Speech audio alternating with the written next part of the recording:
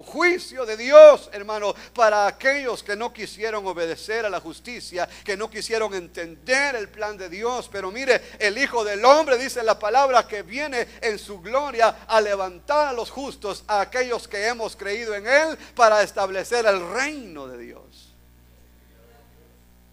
Hay tantas porciones en donde nos habla del Hijo del Hombre y de su función. Dice que Dios Padre le ha dado al Hijo toda autoridad sobre todos los reinos, sobre todos los gobiernos. Dice, versículo 14, así que por cuanto los hijos participan de carne y sangre, Él igualmente participó también de lo mismo, para anular mediante la muerte el poder de aquel que tenía el poder de la muerte, es decir, al diablo, y librar a los que por temor a la muerte estaban sujetos a esclavitud durante toda la vida. Porque ciertamente no ayuda a los ángeles, sino que ayuda a la descendencia de Abraham. Por tanto tenía que ser hecho semejante a sus hermanos en todo, a fin de que llegara a ser un misericordioso y fiel sumo sacerdote en las cosas que a Dios atañen, para hacer propiciación por los pecados del hombre. Cuando nosotros oramos al Señor y nos quejamos de cómo nos va en esta vida, el Señor nos entiende perfectamente, porque Él pasó por cosas mayores que las nuestras, hermano. Él no es ajeno a nuestra necesidad. Él conoce, porque Él estuvo en un cuerpo semejante al nuestro. Él sabe exactamente cuando experimentamos la enfermedad, porque dice la palabra que Él llevó nuestras enfermedades, ¿sí o no? Ciertamente Él llevó nuestras enfermedades. Entonces quiere decir que el Señor experimentó la enfermedad. ¿Dónde? En la cruz. Ahí. Porque en vida no hay ningún pasaje que diga que Jesús tenía gripe o algo, ¿verdad? No hay nada de eso. Porque Él vivió una vida perfecta, una vida de obediencia. Pero las enfermedades nuestras cayeron sobre de Él en la cruz, cuando Él tomó nuestro lugar. Pero cuando Él estaba en vida, Él no experimentó esas cosas, porque es producto del pecado del hombre. Pero Él llevó nuestras enfermedades.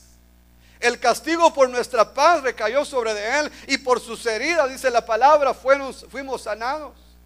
Porque nosotros nos descarriamos como ovejas, pero quiso Dios, dice, cargar el pecado nuestro sobre Él, sobre sus espaldas.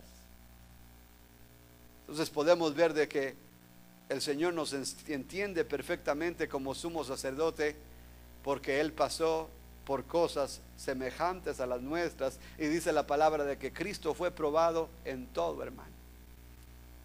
En todo fue probado, pero siempre se mantuvo obediente a la voluntad del Padre.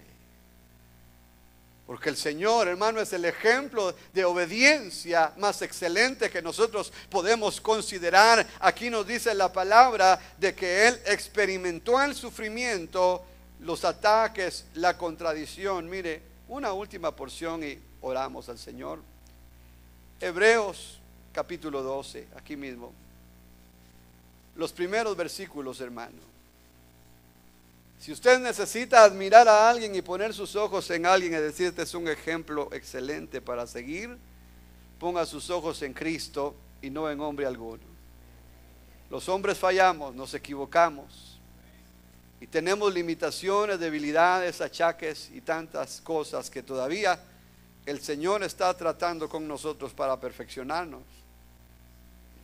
Hebreos 12:1, por tanto, puesto que tenemos en derredor nuestro tan grande nube de testigos, despojémonos también de todo peso y del pecado que tan fácilmente nos envuelve, y corramos con paciencia la carrera que tenemos por delante, puestos los ojos en Jesús, el autor y consumador de la fe, quien por el gozo puesto delante de Él soportó la cruz, menospreciando la vergüenza.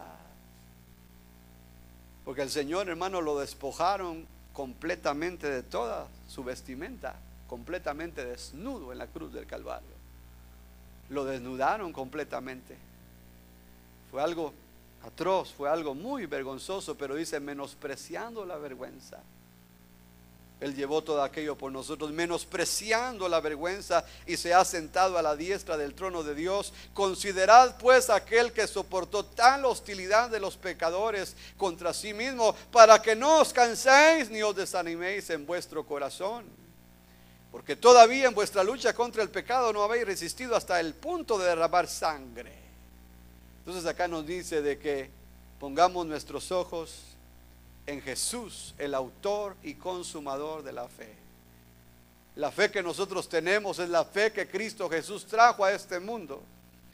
Como Dios no necesitaba fe, Dios hace las cosas, pero Jesús creó la fe porque Él mismo se entregó a una condición. Él, siendo el Hijo del Hombre, Él necesitaba de la fe. Él necesitaba de la fe. Estoy hablando como Hijo del Hombre, no me malentienda, porque Jesús, 100% Dios, no necesitaba de fe. El Señor pues demostró su deidad y nunca perdió su deidad o su divinidad. Jesús nunca dejó de ser Dios, aun cuando estaba dentro de un cuerpo. Y los milagros que Él hacía, la adoración que recibía, todo pues eso hablaba, ¿verdad?, de que Él era Dios encarnado, que Él es Dios encarnado. Pero hablando de su humanidad, hablando del Hijo del Hombre, entonces Él, hermano, se sometió a la voluntad del Padre, al ungimiento del Espíritu Santo y a la fe que Él trajo. El autor dice, y consumador de la fe, el cual por el gozo puesto delante de Él sufrió la cruz, menospreciando la vergüenza, se ha sentado, dice, a la diestra de Dios Padre. Entonces, regresando al capítulo 2, la pregunta queda muy despejada, muy clara ahora. ¿Quién es el Hijo del Hombre? ¿Quién es el Hijo del Hombre, mi hermano? ¿Usted lo sabe? Cristo Jesús, ¿verdad? Él vino de la simiente del hombre. Emmanuel, Dios con nosotros, ¿verdad? Cuando estaba en el vientre de María era Emmanuel, pero después le cambiaron el nombre y le pusieron Jesús, porque Él salvará, dice, a su pueblo. Él salvará al hombre. Jesús es Yeshua, ¿verdad? Yeshua, salvación de Jehová, porque Él venía a salvar al hombre de su pecado. Entonces nos dice acá de que la pregunta, versículo 6, ¿qué es el hombre? Que de él te acuerdes, o el Hijo del Hombre, para que te intereses en él. Y ahí nos explica, versículo 9, pero vemos a aquel que fue hecho un poco inferior a los ángeles, es decir, a Jesús, coronado de gloria y honor a causa del padecimiento de la muerte, para que por la gracia de Dios probara la muerte por todos. Termino con esto. Él murió para que nosotros tengamos vida. Él llevó nuestras enfermedades. Él llevó el oprobio. Él llevó la vergüenza nuestra. Él, hermano, llevó toda carga que tenga que ver con nuestros pecados. Toda carga, toda consecuencia que tenga que ver, hermano, con nuestros pecados antes de venir a Cristo, al momento de recibir a Cristo, de modo que si alguno está en Cristo, nueva criatura es. Las cosas viejas pasaron, he aquí, todas son hechas nuevas. Entonces la palabra del Señor nos dice claramente, el Hijo del Hombre, Cristo Jesús, es el que vino para salvarnos, para redimirnos, para liberarnos de todo nivel de esclavitud. Y ahora, por medio del Hijo del Hombre, que es nuestro hermano, nuestro gran hermano, podemos acercarnos confiadamente delante de Dios Padre y amarle a Él y decirle: Padre nuestro que estás en los cielos.